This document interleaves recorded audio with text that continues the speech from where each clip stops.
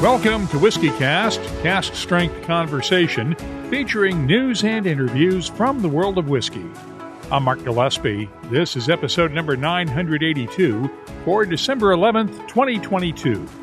Coming up in a few minutes. Marianne, all she wants for Christmas is a distillery. So, I've got to go find her a distillery. I would agree with that. So, she's done an amazing job blending. The stories have been far and wide about her prowess at blending all these products in the middle of pregnancies and COVID and road trips and everything else. But it would be nice to have a distillery that we could call our own. Sweetens Cove is looking ahead to the next step in its development as a whiskey brand, even though its Tennessee golf course will stay at 9 holes. The brand, owned by celebrity investors like Peyton Manning and Andy Roddick, just released its 3rd annual edition of Tennessee whiskey, blended by Marianne Eaves. I'll talk with Marianne and Sweetens Cove CEO Mark Rivers in a few minutes on this week's WhiskyCast In-Depth. We'll also have the What I'm Tasting This Week department, your voice, and much more, all on this week's WhiskyCast. And now, a message from Robin Redbreast. Not to throw shade on other holiday gifts, but gift cards, really? First, you can't pour, sip and share them. And second, they're so small that you can easily forget about them. Wait, do people say that about me? Proud sponsor of WhiskyCast, Redbreast. Pass it on.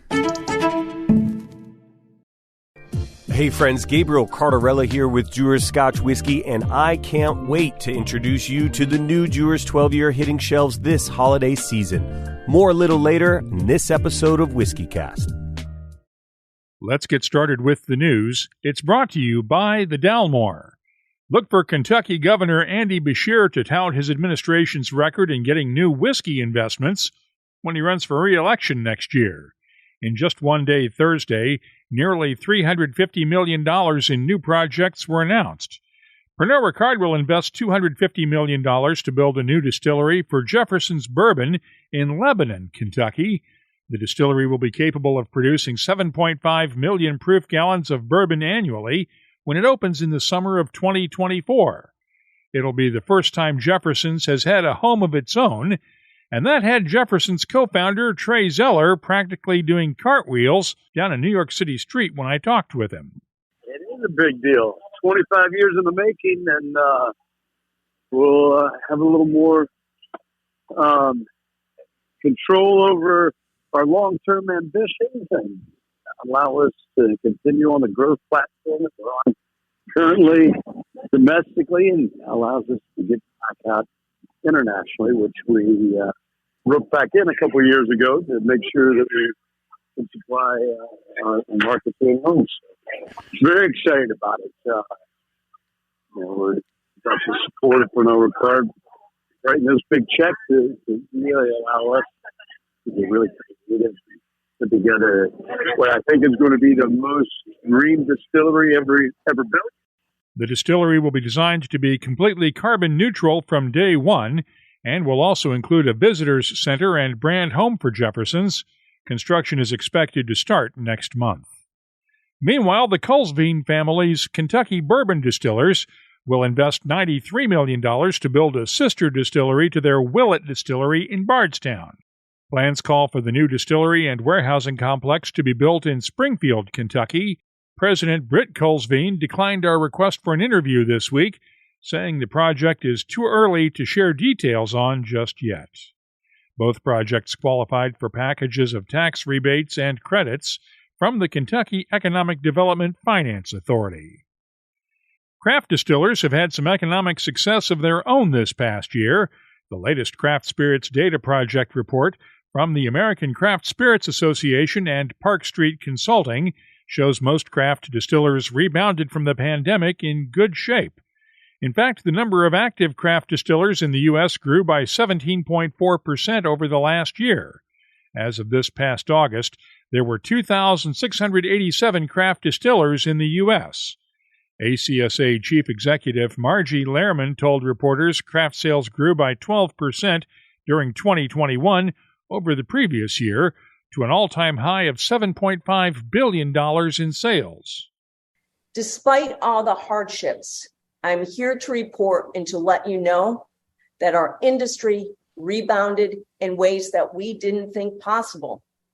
I'm also here to tell you that those surveyed, those who responded to us, are incredibly optimistic about the future of the American craft distilling industry, with close to 80% saying, oh yeah, we got this and we're moving forward.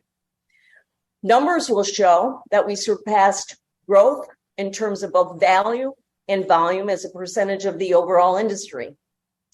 And despite all the economic hardships that have been endured, investors continue to believe in the industry, with 9% growth showing investment of $826 million. That's incredible.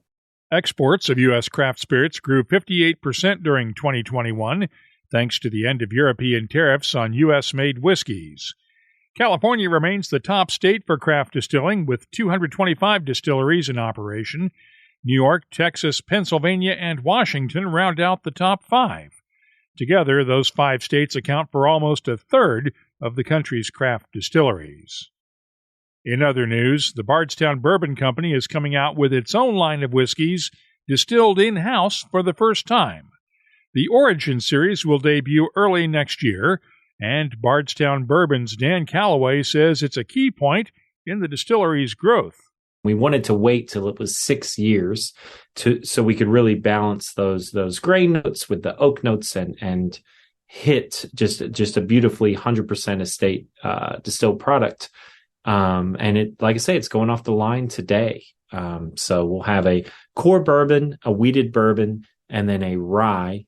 The debut of the Origin series means the end for now of Bardstown Bourbon's Fusion series, which blended the distillery's younger whiskeys with older sourced barrels. Bardstown Bourbon is also using the Origin series to kick off its first private barrel selection program for retailers and bars. Whiskey Advocate magazine has unveiled its top whiskeys of 2022. The new Jack Daniel's Bonded tops the list, followed by Redbreast Kentucky Oak, Barrel's Vantage, the new Dewar's 12-year-old, and Westward Cask Strength. Whiskey Magazine announced its 2023 Scotland Icons of Whiskey winners this week. Glenfarclas was named Distillery of the Year, while McNean Distillery was named Craft Producer of the Year. Tomatin won Sustainable Distillery of the Year honors. The new Johnny Walker Princess Street won Visitor Attraction of the Year, while White & Mackay's Greg Glass was named the Master Distiller / Master Blender of the Year. Those are just a few of the honorees. We have a link to the complete list at the WhiskyCast website. One final note. Last week we covered the auction of the Beast whiskey in Fort McMurray, Alberta, to raise money for local charities. The results of the auction had not yet come in at publication time for last week's episode. They raised around $19,000 by auctioning just 3 bottles of the Beast. That brings the total raised so far to around $137,000. You can keep up on the latest whiskey news at WhiskyCast.com, along with our social media timelines. The news is brought to you by the Dalmore. Hello, Richard Patterson here, Master Distiller, Master Blender for the Dalmore. You know, whenever the team and I are in the world sharing our exceptional single malt, we like to keep in touch with Mark Gillespie and the latest news from WhiskyCast.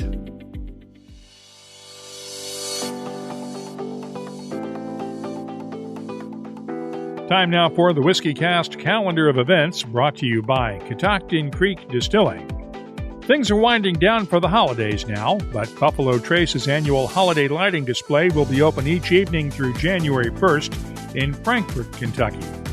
After the holidays, the Harrow Whiskey Festival in London kicks off the new year, January 6th and 7th. The Arctic Whiskey Festival is January 14th in Tromsø, Norway. The Edmonton MS Whiskey Festival returns on January 18th, followed by the Calgary MS Whiskey Festival the next night on the 19th. That's also the kickoff night for the Victoria Whiskey Festival that weekend in Victoria, British Columbia. The National Whiskey Festival is on the 21st in Glasgow, Scotland. Hansa Spirit runs from the 26th through the 28th in Hamburg, Germany. And finally, the Chicago Winter Whiskey Festival is on January 28th. If you're organizing a whiskey event, please let us know about it, and we'll add it to the calendar at whiskycast.com. The calendar is brought to you by Catoctin Creek Distilling, makers of the Virginia Rye Whiskey. You'll find their Roundstone Rye at fine whiskey shops in 26 U.S. states, 3 continents, and online. Visit the new buyvirginiarye.com site for more details, and please drink responsibly. Gabriel Cardarella again, here to tell you about the all-new Dewar's 12-year-old Scotch whiskey. Crafted by Dewar's 4-time IWSC Master Blender of the Year, Stephanie McLeod, the new Dewar's 12-year is now double-aged in first fill premium bourbon casks. It's full of red apples and peaches on the nose, hints of lemon zest and floral notes and subtle spice that'll expand into an incredibly lush, fruity character before you hit that long, creamy finish full of butterscotch and vanilla. It's no wonder that Mark and the good folks at WhiskyCast gave this whiskey a 94-point rating. Just what you'd expect from the world's most awarded blended Scotch whiskey, Dewar's. WhiskyCast In-Depth is brought to you by Mortlock and the Classic Malts lineup. Tennessee's Sweetens Cove whiskey is known as much for the whiskey as for the celebrity athletes who own it and the golf course it's named for. The brand made its debut 3 years ago, with master blender Marianne Eaves creating annual limited editions from sourced whiskey. Last year, Sweetens Cove introduced Tennessee, a permanent addition to the range that blends bourbons from Kentucky and Tennessee at a more accessible price point and availability. Now they're out with the 2022 edition of Sweetens Cove. It's finished in barrels that had previously been used for Speyside Scotch whiskies. I talked with Marianne Eaves and Sweetens Cove CEO Mark Rivers on a Zoom call this week. Marianne, tell me about the new Sweetens Cove, the 2022 edition. This is a change of pace for you, right? Yeah, it's well, I wouldn't say that finishing necessarily is a change of pace for me. I know that you know my background, having worked in research and development at Brown-Forman, but Brown-Forman does all kinds of finishing experimentation. So it was something that I was a little bit on the outskirts of at Brown-Forman. I did some finishing with the Woodford Masters collection. I had started the process of doing some finishing for myself when I worked at Castle and Key with gin, actually. But yeah, so I mean, this is knowing the story of Sweetens. It just made a lot of sense to me that Scotland and Tennessee and this brand should be tied together in one bottle. And Mark, explain the connection between Scotland and Tennessee in terms of golf. Well, I guess there are two specific links that this new expression really speak to. One is, Sweetens Cove. We got our start as a golf course in rural Tennessee. That was a place that we sort of described as Field of Dreams meets Tin Cup, the end of a gravel driveway, and a pretty unsophisticated set of amenities, but a wildly sophisticated golf experience that people really enjoyed, that had a tradition of people doing a shot of local or regional whiskey on the first tee before they'd play. And then we got into the bourbon business. And so I guess the two real links are, what Scotland and Tennessee have, or we have in common with this particular release, are the lineage and the linkage back to golf, having come from Scotland and made its way across the pond and into America and down our gravel road to rural Tennessee. And then this Sweetens 22 product that is a blend of 4 Tennessee bourbons, all finished in casks that we imported from Scotland to sort of help us celebrate that connectivity to Scotland and kind of bridge these two liquids together in a single bottle. So, I think for quite a while, even going back pre-COVID, we were trying to find a way to, create this sort of magical love child between Scotland and Tennessee, and we finally were able to pull it together for this year's release. Marianne, what can you tell us about the casks that were used for finishing this? I know that you can't say which distillery they came from, but what can you tell us about them? Nothing. She can tell you absolutely nothing, and you'll be happy about it. I can tell you that they were American whiskey bourbon barrels, that they hold 53 gallons of liquid. No, I'm just kidding. They were Scotch barrels. So we purchased them from Speyside Cooperage, and Speyside Cooperage doesn't disclose the distillery to us. We know what region of Scotland they came from, and that's actually all we know.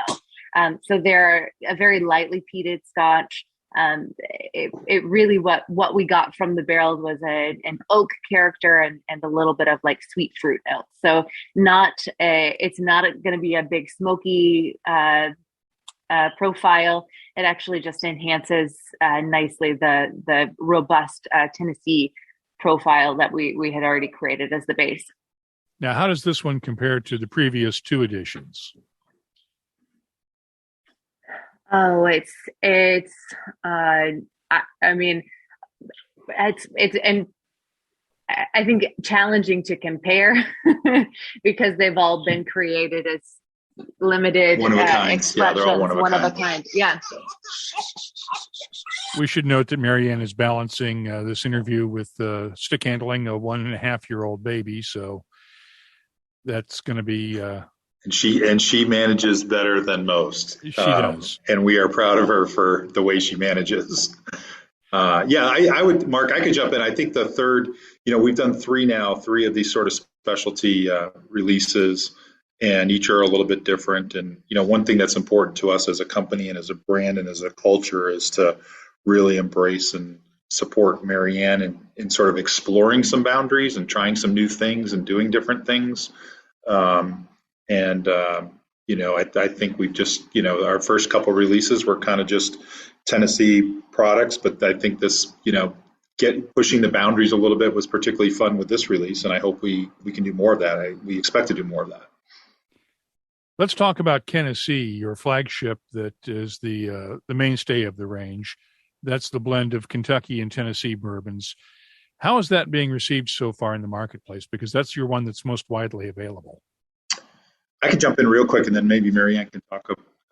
Marianne, who's had a professional foot in Kentucky and a professional foot in Tennessee, can speak to that. The release has been great so far. This year we sold about 7,000 plus cases. Next year, our plan is to sell close to 25,000 cases. So we actually expect to increase our volumes pretty significantly. Although, on the mass producer scale, we're still, way down on the smaller, sort of more artisan side of that. But when we produced and bottled that, we thought we would sort of sprinkle it out among our various markets to have it last. We launched it in March of 2022, thought it would last throughout the year, and it was basically all gone by September, October-ish. So it was all gone. We kind of, it went pretty quickly.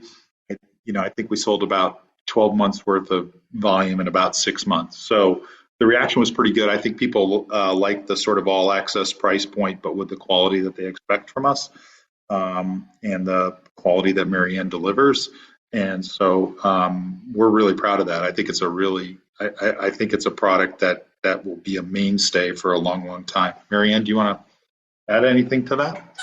I was just going to add whatever. Yeah. I was just going to add, it has been a, I guess, long-standing kind of debate about the bourbon, Tennessee bourbon versus whiskey debate. And I think bringing Kentucky and Tennessee together in a bottle, the way that we did it is intentional, marrying the two regions in a way that highlights the best characteristics of both, with that addition of the sugar maple finishing, just to highlight those particular flavors that are most commonly a part of the Tennessee process, but also I like to say kind of doing that Lincoln County process in a little bit of a Kentucky way. So toasting the sugar maple and adding that so that, you're intentionally adding even more flavor into the blend. I haven't received any death threats yet over it. So I think that always a good thing. The industry is embracing this project as well. It actually, Mark, it's funny. There was one market, I forget, where the bottles first emerged around April 1st, and people weren't sure if it was an April Fool's joke or not. They're like, wait, what? You're going to put Kentucky and Tennessee together? Is this a joke? And no, it's not a joke. It was actually a lot of fun. And I love that we can be serious enough about the quality of our products, but not serious enough to be able to have some fun with it and be sort of irreverent about it all, that that we could produce a product like that. So that's been pretty fun, actually. So I have to ask, Mark, has Sweetens Cove become a golf course with a whiskey company, or a whiskey company that just happens to have a golf course? That's a great question. I haven't been asked it that way exactly. It's I think it's both, right? I think it's both. I mean, it's funny, our golf course at this stage pretty much sells out play every year, has become a real special destination pilgrimage kind of a golf course.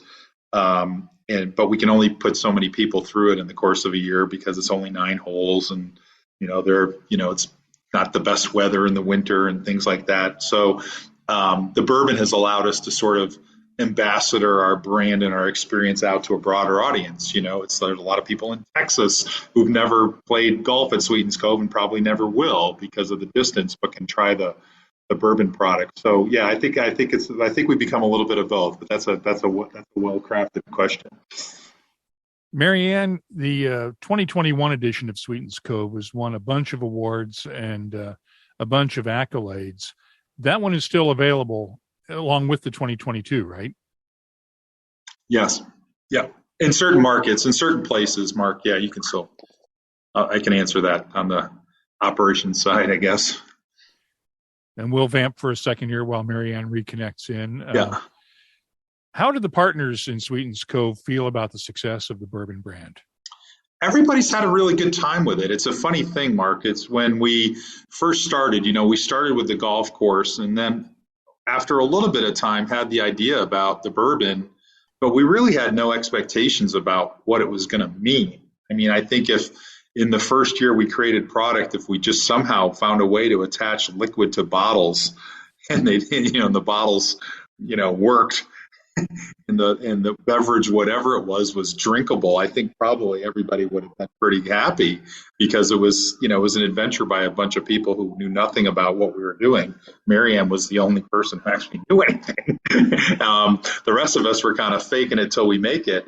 But I think once the product got out, and it was really, for me, it's less about the reception of sort of the brand, and the people involved and the celebrity and stuff, and really more about the reception about the product itself that I think really changed our thinking and our viewpoint. It's like once you can create good product, we were always committed to it. We just didn't know if we could. Marianne's been a key part of that, of course, and our ability to go out and source good product and have, unique blending strategies and some other things like that. But I think once you've got the product figured out, the brand can kind of be attached to that, and away you go. If the product wasn't any good, I'm knowing the people involved, whether it's Marianne or Peyton Manning or Andy Roddick or myself or anybody else. It's like, I don't think we're kind of quality people. We're highly competitive and want to do good things, and we want it to be meaningful, and we want people to celebrate high quality. So the product has always been center in that way, and I think it's the right way to start a brand. I don't know another way to start a bourbon brand. This is the only one I've ever started, but I do think the way to do it is to attach talent like Marianne and quality product, and the story and other people involved have been huge to that as well. Marianne has rejoined us now. Tell me about the 2021 edition of Sweetens, because that one is still out there. Yeah, 2021 was also really fun for me. It was taking, again, several lots of different ages of bourbon that were made in Tennessee, and blending those together in a just my kind of obsessive way, where I taste every single barrel and put them together in a structure that I think gives the best experience. I think something that's different about my approach as a blender is as I'm starting the process of mingling the barrels together, I'm looking for finish first. So I'm wanting to make sure that how it lingers, how it sits on your palate is going to make you want to come back for more. And then I'll start layering in for the body, some particular flavors and the aroma.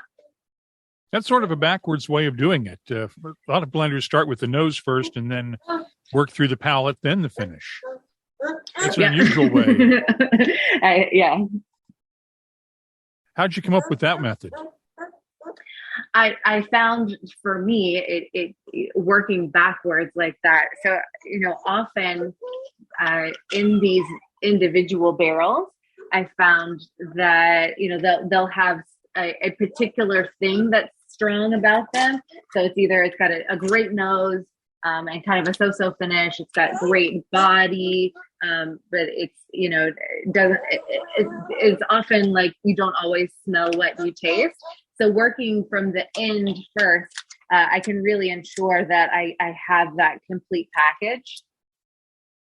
Because it's really, I think, a gamble if you try and add those heavier barrels to get a longer finish last. The profile and the finish doesn't change as much if what you're adding at the end to get your aroma doesn't impact the finish. Does that make sense? Yeah. It does make sense because the finish is really, as you point out, what sells that second sip. And as we've pointed out before, with the sales side, you can sell that first bottle based on the celebrity side of things, but it's the second bottle that you have to sell based on the taste. Exactly. What's next for Sweetens Cove? More treasure hunting. We're thinking about the future and the state of sourcing bourbon right now. Luckily we've got some friends in different places, so we're not going to exactly all the same characters that other new brands are all trying to get product from. So we have a little bit of a leg up when it comes to this, the search to find the best available to continue to present these unique expressions. Of course, the Tennessee, we found consistent sources of the base of that product in Kentucky and Tennessee. So it's going to be as delicious, as it is right now on into the future. So we're excited to have that a stable, is that the right way to say it? Consistent offering. Yeah. And then, as we find product for the unique offerings, we're assembling that. And like Mark said, more innovation in the future. And he can tell you more about, business side of the plans.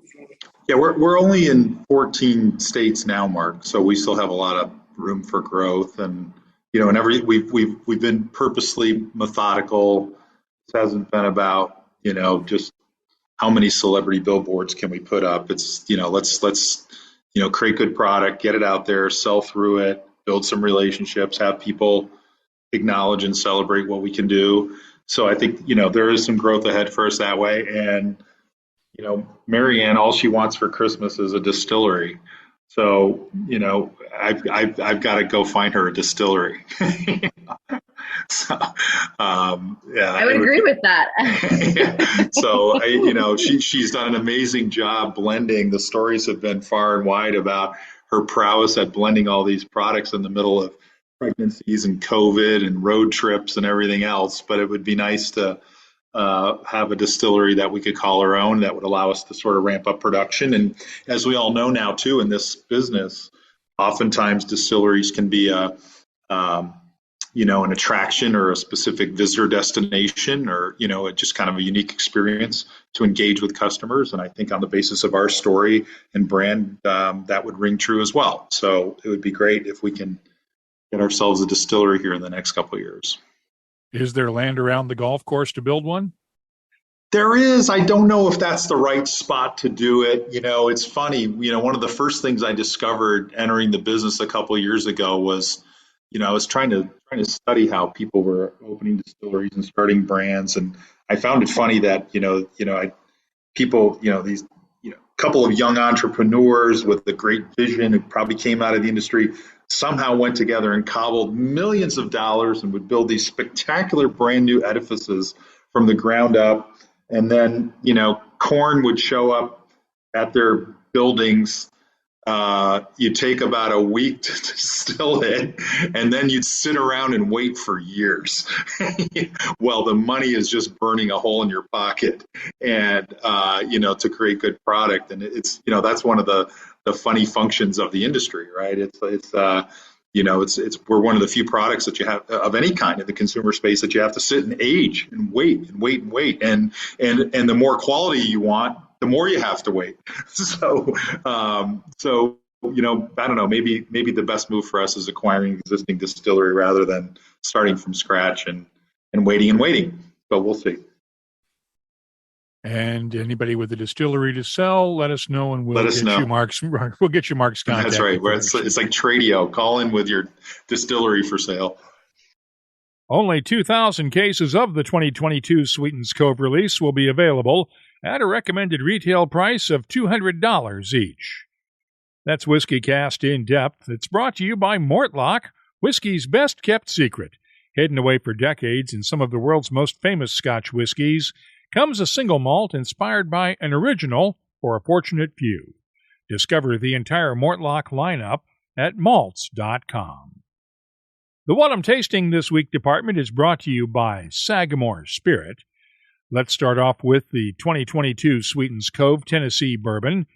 As we heard during the interview, it's a blend of 4 different Tennessee bourbons between 5 and 10 years old, finished in Speyside Scotch whiskey casks and bottled at 57% ABV. The nose is aromatic and fruity with red apples, peaches, toasted oak, vanilla, and honey. The taste has apples and peaches along with tobacco leaf, dry spices, baking chocolate, and brown sugar. The finish is long and dry with lingering spices and baking chocolate. I'm scoring the 2022 Sweetens Cove Tennessee Bourbon a 93. Speaking of blending and barrels, former Kentucky Owl Master blender and founder Dixon Dedman is back in the bourbon business with his 2x oak whiskey. The Phoenix Blend is a blend of bourbons that Dixon rebarreled into new charred oak barrels for finishing, and it's bottled at 52% ABV. The nose has touches of caramel, vanilla, honey, and toasted oak. The taste has touches of caramel, vanilla beans, red apples, subtle spices, and a hint of orange peel. The finish is nice and long with touches of white pepper and chili powder on top of caramel candy and vanilla sweetness. I'm scoring the 2x oak Phoenix Blend a 93. Finally, let's look at another example of rebarreling. This year's Parker's Heritage Collection double-barreled blend of 13 and 15-year-old bourbons. As we heard last week, it was put back into new oak casks for finishing and is bottled uncut and unfiltered at a whopping 66.1% ABV. The nose is oaky with sweet touches of caramel and butterscotch candies and hints of cocoa and wood spices. The taste starts off with butterscotch and caramel, followed by black pepper and cinnamon spices, along with dried apple chips and a touch of oak tannins. The finish is long and aromatic with touches of dark chocolate, clove, ginger root, and white pepper with just a hint of oak. I'm scoring the 2022 Parker's Heritage Collection double-barreled blend a 94. The What I'm Tasting This Week department is brought to you by Sagamore Spirit, a 100-time award-winning Maryland-style rye whiskey. With a determined focus to create the best rye whiskey imaginable, Sagamore's team of distillers crafts each spirit with a nod to both tradition and innovation. Find their signature, Double Oak, Cask Strength, or Reserve series of ryes, as well as their line of premium rye whiskey canned cocktails at a retailer near you. Visit sagamorespirit.com/find-rye. Please drink responsibly. And now, a message from Robin Redbreast. Kentucky and Ireland have plenty in common. Two homes of horse racing. Bluegrass music is said to have Irish roots. Okay, it's not the longest list, but the Redbreast Kentucky Oak Edition only strengthens the bond. Finished in sustainably sourced Kentucky oak for a captivating nose and round taste. I see a triple crown in this thoroughbred's future. Proud sponsor of WhiskyCast. Redbreast. Pass it on. Let's open up the inbox now for Your Voice, presented by Scarabus Isla Single Malt Scotch Whiskey. We had one comment after all the new distillery announcements this week. Longtime listener The Tracer Bullet posted this: getting harder and harder to complete the Kentucky Bourbon Trail. That it is. And Travis Adams of Edmonton, Alberta, sent along this note after last week's episode on the Beast Whiskey that's raised more than $137,000 for firefighters' charity efforts in Fort McMurray, Alberta, following the 2016 wildfires. Here's what he had to say. Thanks for giving the Beast Whiskey from the Fort Mac fires some attention, Mark. I was sent up there as an Edmonton firefighter to help fight that fire. I met several Fort McMurray firefighters up there who worked nonstop for days on end, several of whom had already lost their own homes. If you ever get a chance to attend a McMurray Malt Maniacs tasting up there one day, they'll treat you like family. Cheers. Thanks for the note, Travis. And if you have something you'd like to share with whiskey lovers around the world, you can always look for me on social media. Just check for WhiskyCast on Twitter, Facebook, and Instagram, or just email me. The address is comments@whiskycast.com. Your Voice is presented by Scarabus, Isla Single Malt Scotch Whiskey. I'm Jennifer Tate from Hunter Lane and Company, and we'd like to wish you and your family a happy festive season. Our Scarabus Isla Single Malt Scotch Whiskey makes the perfect holiday gift for toasting by the fireplace. Seek it out at Total Wine and More stores in the US and fine whiskey shops worldwide. Scarabus. Only those who seek shall find. Let's close out the show now with Behind the Label, our look at the science, history, and people who make whiskey unique. It's brought to you by Writer's Tears. From time to time, I like to ask people how they got their start in the whiskey industry and how their careers progressed to where they are today. That's because one of the questions I get asked most often is, how can I get a job in the whiskey business? I spent some time on a Zoom call this week with Paul John master distiller and blender Michael D'Souza, and here's how he got his start. I started my career way back in 1993. I started working under a senior blender. That is how I started my career. Until 1995, 96, I was doing this. Then I got an opportunity to work in a distillery because Mr. Paul he had taken a molasses-based distillery on lease. That is how I got my chance to work in a distillery. Initially, I was working as an operator. Then, over a period of time, I started handling the entire operations. Then I became the head of the distillery in 5 years' time. That is where my interest towards distillation started. So during my distillation period, we used to distill close to 100,000 liters every day. It's a massive operation.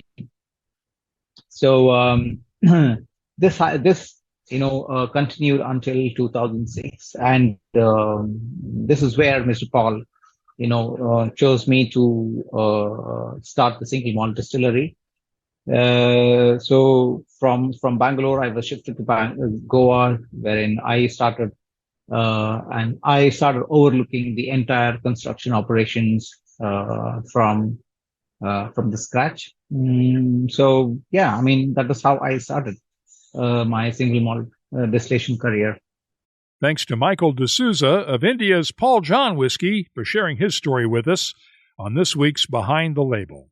If you have something you'd like us to look at on an upcoming episode, just use the contact form at whiskycast.com to get in touch with us. Behind the Label is brought to you by Writer's Tears.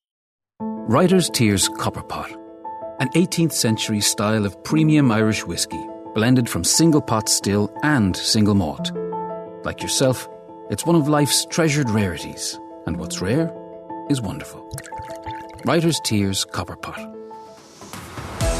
That's all for this edition of WhiskyCast. You'll find links for the stories in this episode in our show notes at whiskycast.com.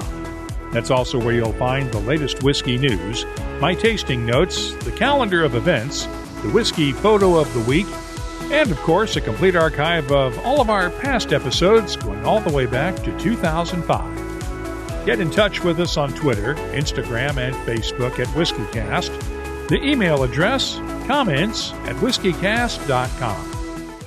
Me again, Gabe with Dewar's, encouraging you to seek out the new Dewar's 12-year-old and experience it for yourself. Until next time, friends, we wish you all the best from everyone here at Dewar's, and please drink responsibly.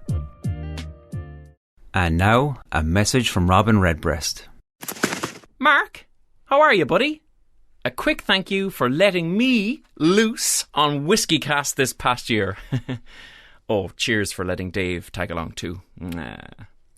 And happy holidays from all of us at Redbreast. We'll see you in Cork again soon, but until then, sláinte. Proud sponsor of WhiskyCast. Redbreast. Pass it on. WhiskyCast is a production of Cask Strength Media, copyright 2022, and comes to you from the charming, yet regrettably dry town of Haddonfield, New Jersey.